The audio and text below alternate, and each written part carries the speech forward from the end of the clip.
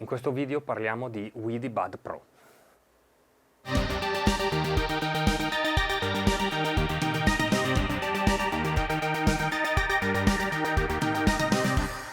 Ultimo video dedicato ai device WiDi. Parliamo quindi di WiDi Bud Pro, che praticamente è il corrispettivo USB di WiDi Master. Se appunto abbiamo WiDi Master che si può connettere solo ed esclusivamente alle porte MIDI DIN classiche, WiDi Bud Pro è l'equivalente e si connette esclusivamente ai device forniti di porta USB di tipo A, quindi come se fosse una normalissima chiavetta.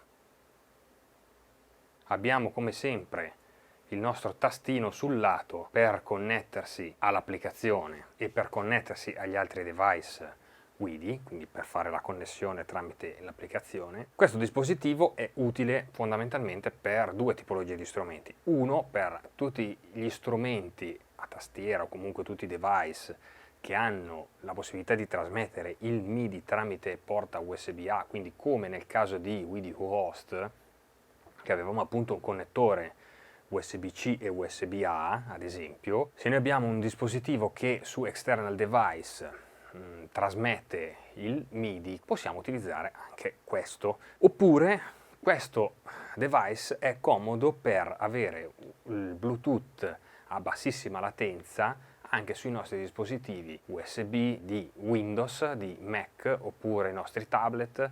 Diciamo che viene comodo soprattutto magari sui portatili, quindi possiamo interfacciarsi tranquillamente magari con un controller ad esempio che ha un altro device connesso sempre di WiDi, e questo connesso al nostro computer possiamo pilotarlo tranquillamente con il Bluetooth a bassa latenza. Tramite l'applicazione WiDi possiamo aggiornare i nostri dispositivi WiDi, quindi apriamo l'applicazione.